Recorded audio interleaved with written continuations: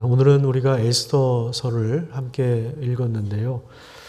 이 시간적인 배경은 유대인들이 바벨론의 포로로 붙잡혀간 지 약 한 100년 정도 지난 시점이다. 이렇게 머릿속에 염두에 두시면 좋겠습니다. 그 후에 이제 바벨론 제국은 바사와 페르시아 제국에 의해서 멸망을 당했는데, 바사 왕의 초대 왕이었던 고레스 왕의 칙령에 의해서 이스라엘 백성들이 다시 조국으로 돌아갈 수 있는 그러한 길이 열렸죠. 그래서 자기 고국으로 돌아온 유대인들도 있었지만, 거기에 이미 정착해서 직장 생활하면서 거기에 남아서 여전히 살아가는 흩어진 유대인들도 많이 있었습니다. 우리나라도 일제 때 강제 징용되어서 만주나 러시아나 연해주 쪽에 자리 잡아서 3대, 4대, 5대가 지난 후손들이 여전히 살고 있지 않습니까? 카자흐스탄이나 우즈베키스탄이나 이렇게 뒤에 스탄 붙은 이 나라들, 또 중앙아시아 이런 데 보면 고려인 후손들이 상당히 많이 있습니다. 가끔 선교지에 가서 지나가는 사람들을 보면 꼭 우리나라 사람 같은 그런 친근감이 들 때가 있는데, 그래서 우리나라 후손들도 그곳에서 이미 정착을 해서 사는 경우가 많은 것처럼, 이스라엘 백성들도 바벨론의 포로로 끌려가서 한 100년 정도 지나고 나니까 거기에 이제 동화되지만 또 유대인의 정체성을 그대로 가지고 살아갔던 그러한 역사적인 배경이 있습니다. 그 다음에 에스더 1장으로 가서 보겠는데요. 아하수에로 왕 때라고 이렇게 명시가 되어 있죠. 아하수에로 왕. 그러니까 이제 우리가 성경을 읽을 때 성경은 어떤 진공 상태에서 또는 갑자기 누군가가 상상력에 의해서 그런 이야기한 내용들이 아니라 역사적인 맥락을 갖고 있다는 점을 우리가 특히 기억해야 됩니다. 지도를 하나 좀 보겠습니다. 이 지도를 보면 이 페르시아 제국이 가장 융성했을 때의 지도인데요. 오른쪽에 보면 지금의 인도와 파키스탄 지역부터 또 왼쪽으로 가면 이집트, 지금의 아프리카, 에티오피아, 수단 이런 나라들까지 거의 유럽과 아시아와 아프리카 일부를 거의 이제 점령을 한 그 제국이 바로 페르시아 제국입니다. 그리고 오늘 우리가 읽은 그 본문의 그 1장, 에스더서 1장 3절부터 8절까지 보면 이 페르시아 제국이 얼마나 화려한 나라였는가를 보여주고 있는데요. 오늘 본문에 등장하는 이 아하수에로 왕의 아들이 아닥사스다 왕인데, 이 아닥사스다 왕이 바로 느헤미야가 모셨던 왕이기도 하죠. 그런 배경 하에 그가 페르시아 제국의 수도인 수산궁에서 다스렸다, 그렇게 이야기합니다. 페르시아 제국의 수도가 여러 개가 있는데 그 중에 하나가 이제 수산궁이고, 다니엘도 이 수산궁에서 정치를 감당할 때가 있었죠. 왕위에 오른 지 3년째 되는 해에 신하들과 중간 지도자들을 위해서 잔치를 베풀었는데, 자, 무려 며칠 동안 잔치를 베풀었다고 합니까? 4절을 한번 볼까요? 4절, 1장 4절에 보시면 180일 동안에 무려 180일 동안에 잔치를 진행하면서 제국의 위엄과 화려함과 그 사치를 보여주고 있습니다. 그 내용이 8절까지 나오고, 그 다음에 왕후인 와스디도 9절부터 보면 여자들을 위해서만 따로 잔치를 열었다고 합니다. 이 당시 남자와 여자가 함께 잔치에 참여하는, 공식적인 자리에 같이 술 마시고 같이 음식을 먹는 때가 아니었기 때문인 것으로 보여집니다. 그리고 10절을 한번 보시면 주흥이 일어났다, 이렇게 이야기하죠. 주흥. 이건 이제 술에 취해서 마음이 즐거울 때를 말합니다. 그때 이제 신하들을 통해서 자기 왕후를 데려오게 합니다. 그래서 그의 아름다움을, 왕후의 아름다움을 백성들과 지방 관리들에게 보이게 하라고 명령을 합니다. 당시 이제 왕의 부인, 이 왕비는 성공한 왕의 트로피와 같은 역할을 했습니다. 왕도 그렇고 신하들도 그렇고 지금 취해서 마음이 즐거운 상황인데, 왕이 자신의 아내를 술 취한 사람들의 눈요깃감으로 내보여서 자신의 성공과 업적과 화려함을 자랑하려고 했던 것입니다. 그런데 감히 이 명령을 왕후인 와스디가 거절하죠. 그러니까 왕이 분노합니다. 왕은 신하들에게 이 일을 어떻게 처리할까 묻습니다. 자기 아내와의 일인데 자기가 직접 처리하지 못할 만큼 판단력이 부족해 보입니다. 신하들은 가정의 문제를 나라 전체 문제로 확대해서 남성의 우월감을 더 강화하는 수단으로 법안을 새로 제정하고 왕후를 폐합니다. 그런 조서를 만들어서 왕의 도장을 찍고 앞으로는 아내들이 다 남편을 존경하도록 하는 이러한 법안을 만들어서 각 전 지역에 이 조서를 전달하죠. 이러한 무지하고 무식한 일을 했습니다.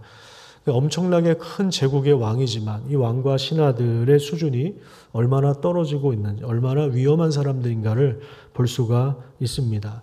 자, 그런데 이 일을 계기로 에스더서 2장으로 가서 보면 유치한 미인 대회가 열립니다. 그래서 더 젊고 더 아름다운 처녀를 왕으로 새로 뽑자는 그런 법안이 통과되어서 2장에는 여러분들이 잘 알고 계시는 에스더와 모르드게가 등장합니다. 에스더는 조국을 잃고 또 어려서부터 부모를 잃었는데 사촌 모르드게의 양육을 받아서 성장했습니다.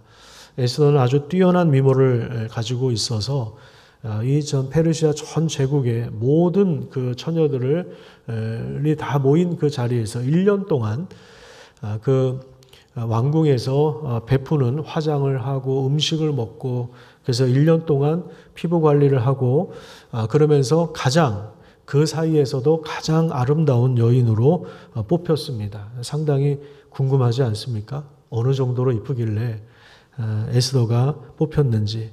많은 경쟁자들을 물리치고 결국에 왕후로 간택이 됩니다. 그 이후에 모르드게는 왕궁문 앞에서 왕을 암살하려고 하는 자들을 고발하는 일이 있었습니다. 그리고 2장 후반부에 보면 하만이라고 하는 사람이 갑자기 등장하는데 왕이 그 사람의 지위를 높여서 총리의 자리에 오르게 합니다. 그러니까 권력 서열 두 번째 2인자가 되는 것입니다.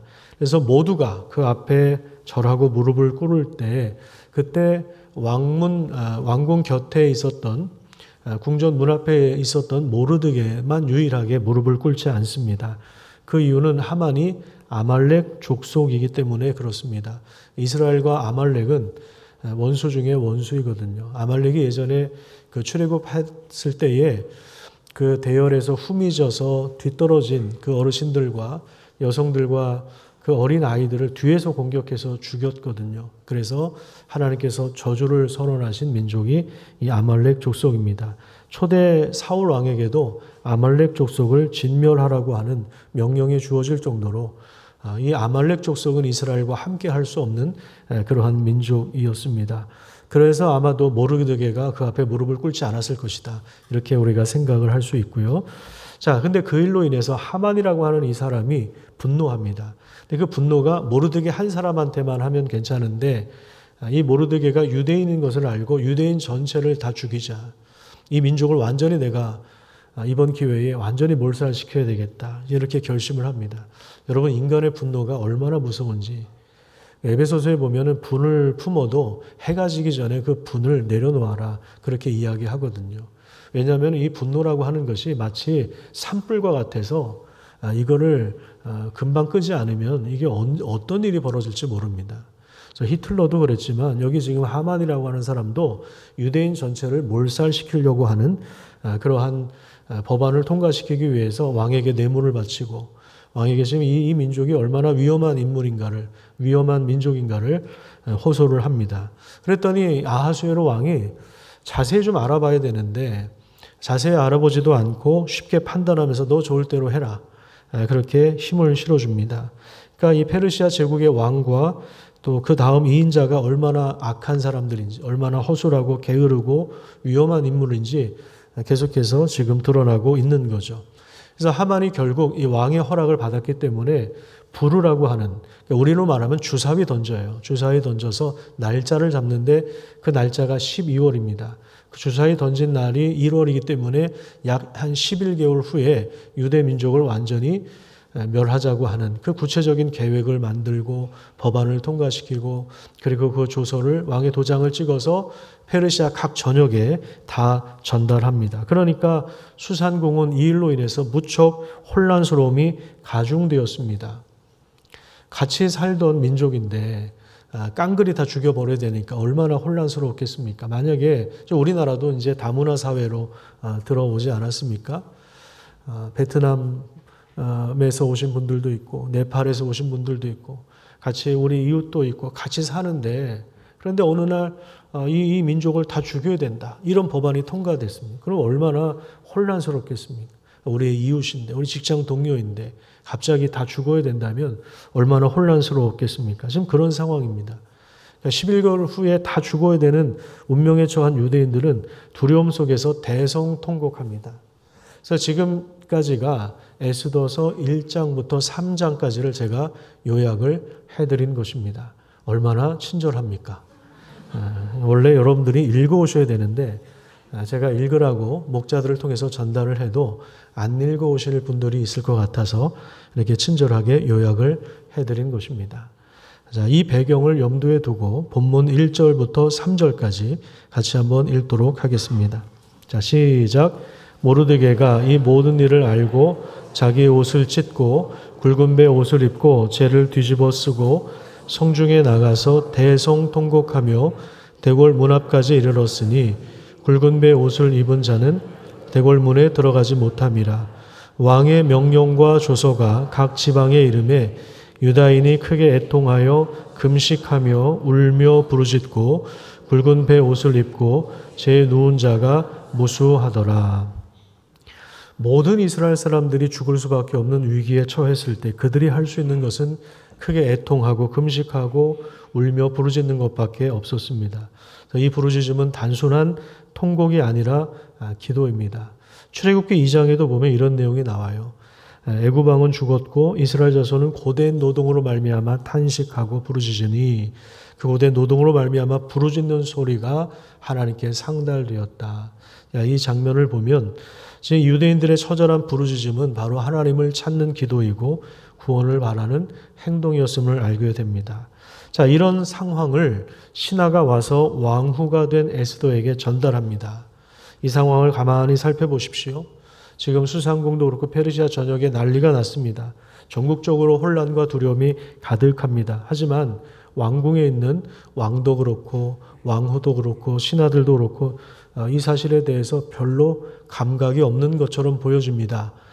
특히 3장 15절을 한번 보십시오. 3장 15절에 보면 왕은 이런 거대한 악한 일을 완벽하게 꾸미고 준비하고 있는 하만과 함께 오히려 술을 퍼마시고 있습니다. 어느 나라든지 권력자들이 술을 퍼마시고 국정을 제대로 돌보지 않으면 하나님의 심판을 받을 수밖에 없는 것입니다. 근데 에스더도 마찬가지. 역시 지금 왕궁 안에 있다 보니까 자기 동족이 처한 어려움을 제대로 인지하지를 못했습니다. 하지만 이 신하의 보고를 들으면서 에스더가 굉장히 근심합니다. 그래서 오늘 본문 5절을 한번 볼까요? 에스더서 4장 5절에 보면 넷이 하닥을 불러서 명령합니다. 모르드게에게 가서 이것이 무슨 일이고 무엇 때문인지 알아보라. 그렇게 명령을 하죠. 그래서 이제 모르드게가 지금 이런 상황이고 그래서 우리 민족이 다 몰살당하게 되었다. 그러면서 뭘 전달하냐면 왕에게 나아가서 유대민족을 위해서 구해라, 청해라. 그렇게 에스더에게 요청합니다. 그런데 이것에 대해서 에스더가 난색을 표합니다. 왜냐하면 왕이 허락해야만, 자기 남편이지만 왕이 먼저 부르지 않는데 나갔다? 이거는 그냥 죽는 거예요. 사형에 처합니다. 이 당시 법이 그랬어요. 이 당시 법이 그랬습니다. 법을 어기면 왕이 금호를 내미지 않으면, 그러니까 긍휼을 베풀어 주지 않으면 그 법에 의해서 그냥 죽을 수밖에 없는. 그러니까 얼마나 이 권력이라고 하는 것이 위험하고 무서운지 모릅니다. 그러니까 이 엄청난 이 제국의 왕이니까 뭐 암살의 음모도 많았을 거고, 그러니까 그 누구도 자기 아내마저도 왕이 부르지 않는데 가까이 접근할 수가 없는 것입니다. 그러니까 이런 에스더가 자기가 처한 현실적인 어려움을 지금 이야기하고 있는 거죠. 자기 민족이 처한 상황은 이제 얘기를 들어서 알았는데, 근데 지금 자기가 왕에게 나아갈 수 있는 상황이 아니라는 것입니다. 자, 이 말을 전해들은 모르드게가 다시 에스더에게 메시지를 전달하는데 그 내용이 13절과 14절에 나옵니다. 우리 다시 한번 읽어보겠습니다. 13절, 14절 시작.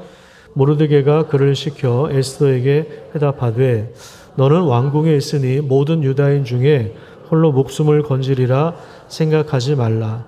이때에 내가 만일 잠잠하여 말이 없으면 유다인은 다른 데로 말미암아 노임과 구원을 얻으려니와 너와 내 아버지 집은 멸망하리라.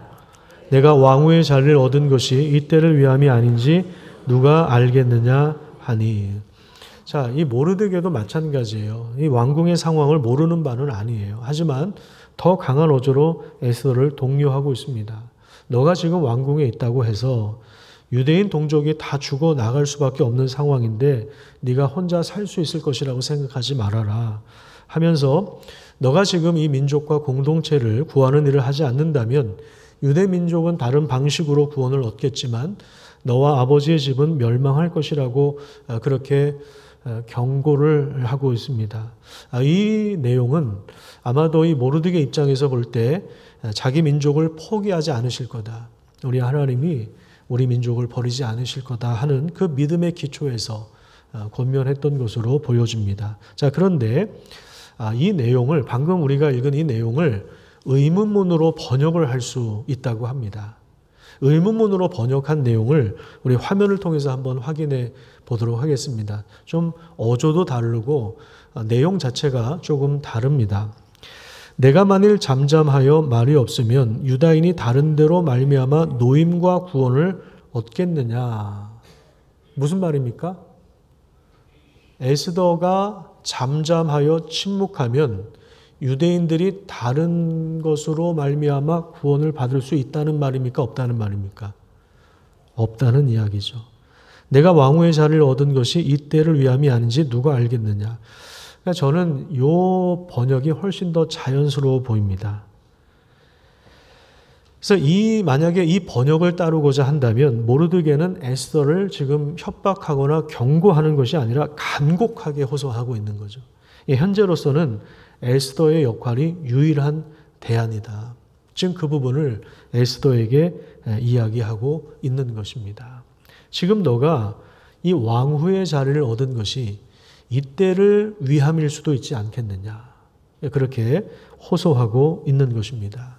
모르드게의 이 말은요, 보이지 않지만 하나님의 다스림이 얼마나 우리 삶에 밀접하게 다가와 있는지를 분명하게 보여주고 있는 것입니다.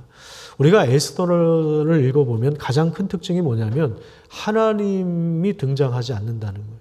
하나님의 이름이 나오지 않습니다. 조금 이상하지 않습니까? 모든 성경은 다 하나님의 말씀인데 하나님 이야기가 나오질 않습니다. 유일하게 에스더는 하나님의 이름이 언급되지 않는 책입니다. 그리고 모든 일이 마치 우연히 일어난 일처럼 보입니다. 1장, 2장, 3장, 4장에 일어난 그 모든 이야기들을 보면 우연히 일어난 것처럼 보입니다. 우연히 일어났다는 것은 무슨 말이냐면 여기에서 어떤 일이 일어나요? 저기에서 어떤 일이 일어납니다. 여기서 어떤 일이 일어납니다. 근데 이 세 가지 일이 논리적인 연관성이 하나도 없는 거예요. 각자 그냥 일어난 거예요. 우연히 일어난 일처럼 보이는 것입니다. 그게 이제 에스더 1장에서 계속 나오죠. 자, 그런데 그럼에도 불구하고 이 책이 보여주고 있는 특징이 뭐냐면 하나님이 전면에 나서지 않지만 보이지 않는 자리에서 보이지 않는 손길을 통해서 여전히 일하고 계시다는 것입니다. 눈에 보이는 권력자들이 큰 소리를 치는 것 같고 그들의 입김이 센 것 같고 그들에 의해서 어떤 법안도 만들어지고 시행이 되는 것 같은데 그런데 우연처럼 벌어지는 그 모든 일, 우리가 볼 때는 무슨 연관성이 전혀 없는데 그것들을 모아서 논리적으로 연결을 시켜서 모든 흐름들을, 방향들을 하나님의 뜻대로 인도해 나간다는 거죠. 특히 너가 왕후의 자리를 얻은 것이 이때를 위함이 아닌지 누가 알겠느냐라고 하는 표현은 하나님이 지금 그 자리에 에스더를 앉게 하신 이유가 분명히 있다는 사실을 보여주고 있는 것입니다.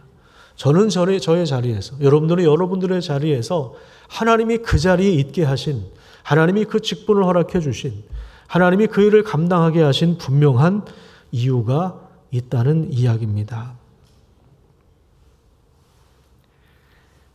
우리 주변에서 일어나는 일들이 다 조각조각 이렇게 흩어져 있는 것 같고 논리적인 연결점이 하나도 없어 보입니다. 이런 걸 우리는 우연히 일어난 일이다, 그렇게 이야기하지만, 그런데 그런 것들을 모아서 연결점을 구성하고 악인의 악한 계획에 맞서서 하나님의 놀라운 반전과 구원의 은혜를 열어가시는 그 신비로움이 이 책 안에 담겨 있는 것입니다. 그 말은 무슨 얘기냐면 우리 삶 가운데서도 이러한 일들이 분명하게 일어나고 있다는 것입니다.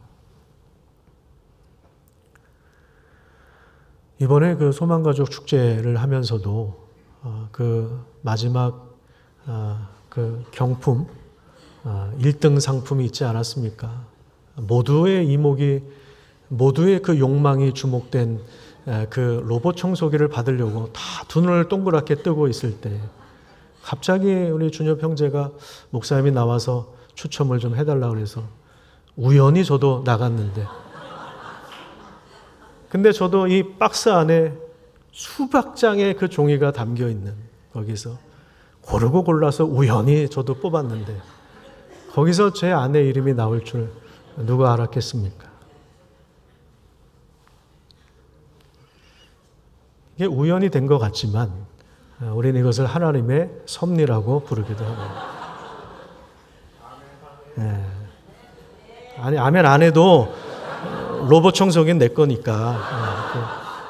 아멘 하든 안 하든 전 상관없어요. 근데 또 어떤 사람들은 주최 측의 농간이니 또 뭐 가면서 저한테 목사님 밑장 깐 거 아니에요? 부터 시작해서 음모론을 제기하는데, 저는 이 부정 투표만 음모론이 있는 줄 알았는데 이게 어디서나 음모론이 항상 있구나 하는 것을 느꼈습니다. 에스더에게는 지금 두 가지 선택지가 있는 거죠. 첫 번째, 유대 공동체, 하나님의 언약 백성의 정체성을 끝까지 숨기고 왕궁 안에서 편안하게 즐기면서 살 수가 있었습니다. 그렇죠? 지금 아무도 몰라요. 자기가 유대 사람인 것을 아무도 몰라요. 자기도 말하지 않으면 그냥 그대로 가는 거죠. 왕궁 안에서 편안하게 여생을 즐기면서, 가끔 왕과 즐기면서 그렇게 살 수 있었을 겁니다. 그 화려함 속에서 살 수 있었을 것입니다. 그 페르시아 제국의 모든 화려한 영광을 다 누릴 수 있었을 것입니다. 하나님이 자신의 보호자가 아니라 자기 남편 아하수에로 왕이 자신의 생명을 지키도록 맡기는 그 선택지가 하나 있었을 것이고요. 두 번째는요, 자신을 그동안 양육해준 모르드게가 제안한 대로 목숨을 걸고 왕에게 나아가서 자기도 유대인임을 밝히고 자기 백성을 위해서 호소하는 것입니다. 에스더는 왕후가 되었지만 사실 왕궁 안에 갇혀서 자기 민족의 정체성을 숨겨야 했고, 그리고 자기 민족의 아픔을 보지 못했습니다. 오히려 공동체와 분리된 삶을 산 것입니다. 하지만 이제 그 공동체의 위기를 알게 된 이상 그는 결단을 해야만 했습니다. 왕궁이라고 하는 그 안전한 경계를 넘어서 공동체와 함께 할 것인가? 지금 위기를 겪고 있는 그 죽음 앞에 있는 공동체와 함께 할 것인가? 아니면 지금 내가 안전하다고 생각하는 그 자리에 머무를 것인가의 갈림길에 서 있는 것입니다. 이때 에스더가 이렇게 대답을 하죠. 16절 같이 한번 읽겠습니다. 시작. 당신은 가서 수산에 있는 유다인을 다 모으고 나를 위하여 금식하되 밤낮 3일을 먹지도 말고 마시지도 마소서. 나도 나의 시녀와 더불어 이렇게 금식한 후에 규례를 어기고 왕에게 나아가리니 죽으면 죽으리이다 하니라. 편안한 자리, 자기만 살아남는 그 자리에서 침묵하는 것이 아니라 에스더는 오히려 살기 위하여, 생명을 위하여 침묵을 깨고 목숨을 거는 결심을 하는 것입니다. 수동적으로 왕이 부를 때까지 기다리는 것이 아니라 궁전의 법과 원칙을 넘고 그 경계를 넘어서 왕 앞으로 나아가기로 결심하는 것입니다. 죽으면 죽겠습니다. 내가 이렇게 하다가 죽는 상황이 되면 내가 그것을 감수하겠습니다. 그런 말입니다. 이 과정에서 에스더는 무작정 덤비지 않았습니다. 자신도 시녀들과 더불어 금식과 기도를 통해서 하나님께 앞에 먼저 나아갈 테니까 모르드게 당신도 유대인들을 좀 모아서 3일 동안 금식하고 나를 위하여 중보 기도를 해 주십시오라고 그렇게 기도 부탁을 하는 것입니다. 여러분, 우리가 여기서 두 가지 사실을 기억해야 되는데요. 민족의 위기 앞에서, 우리 이웃들의 어려움 앞에서 기도만 하고 있다면 그것은 어쩌면 비겁한 일인지도 모릅니다. 반대로 기도가 없이 행동만 하고 있다면 그것도 역시 무모한 것이고 인간의 열정만 앞세운 것입니다. 에스더는 기도로 먼저 준비하고 순종하면서 자신의 역할을 감당했습니다. 신앙은 편안하고 안전한 자리에서 지켜지는 것이 아니라 하나님이 일하시는 장소, 그것이 비록 안전한 지대를 넘어서 위험해 보이기까지 하지만 그 경계를 넘을 때 우리는 비로소 그 자리에서 역사하시는 하나님의 일하심을 볼 수가 있는 것입니다. 하나님의 구원은 이렇게 죄가 가득 넘치고 하나님의 구원 악한 자들이 그 악한 계획을 시행하는 그곳에서 하나님의 구원의 역사가 이루어지는 것입니다. 애굽에서도 그랬고 지금 여기서도 그런 것입니다. 여러분, 솔직히 말해서 공동체와 분리된 삶은 편안할 수 있습니다. 하지만 의로운 것이 아닙니다. 공동체와 함께 한다면 그것은 결코 안전한 것이 아닙니다. 불편하기도 하고요. 어쩔 때는 갈등이 일어나기도 하고요. 어떤 면에서는 위험하기도 합니다. 하지만 그 길을 선택할 때 우리는 공동체 안에서 역사하시는 또는 공동체를 통해서 역사하시는 하나님의 역사를 보게 되는 것입니다. 여러분, 솔직히 말해서 복음을 전하지 않으면, 전도하지 않으면, 직장에서 내가 그리스도인이라고 한 사실을 내가 굳이 이야기하지 않으면 그냥 편안하게 지낼 수 있습니다. 하지만 그것은 의로운 삶이 아닙니다. 복음을 전하는 것은 사탄의 진영을 흔들어 놓는 일입니다. 마치 이 벌집을 쑤시는 것처럼 온갖 어려운 일들이 많이 일어날 수밖에 없습니다. 가만히 있으면 사실 아무런 일도 일어나지 않습니다. 사탄이 건드릴 이유도 없습니다. 목장 식구들을 돌보고 교회를 세우는 일은 결코 편안한 일이 아닙니다. 하지만 그곳에서 우리는 하나님이 펼쳐가시는 구원의 역사를 보게 되는 것입니다. 안전한 지대를 넘어서 부르심을 따라서 위태로워 보이는 그 길을 향해서 죽으면 죽겠습니다. 이런 각오로 행동하고 기도하고 순종하며 또 앞으로 나아갈 수 있는 그런 삶을 우리 모두가 살았으면 좋겠습니다. 여러분들은 지금 어디에 계십니까? 어디에 거주하고 계십니까? 그것은 안전한 곳입니까? 아니면 위험한 곳입니까? 마치 에스더가 왕궁 안에 혼자 있을 때는 유대 민족하고 상관없이 뭐 어려움에 처하든 말든 그냥 왕궁에 있으면은 그냥 상관없이 편하게 자기만 살고 있는데 그런 자리 있으십니까? 아니면 내가 있는 그 자리에서 그 아픈 사람들과 연대하고 고통당하는 사람들과 연대하고 위기에 처한 사람들과 연대하여서 그들을 위해서 기도하고 그들을 위해서 할 일을 찾고 그들에게 복음을 전하고 그들과 함께 우리가 걸을 수 있다는 사실을 알려주고 또 우리 주변에 믿지 않는 사람들을 위해서 기도하고 그들을 정기적으로 만나고 또 그들과 함께 같이 밥을 나누고 그들에게 기회가 되었을 때 같이 복음을 나누고 그리고 그들을 목장에 초대하고 목장 식구들을 돌보고 그리고 진실한 공동체를 함께 이루어가는 그런 삶을 살고 있다면 사실 어려운 길입니다.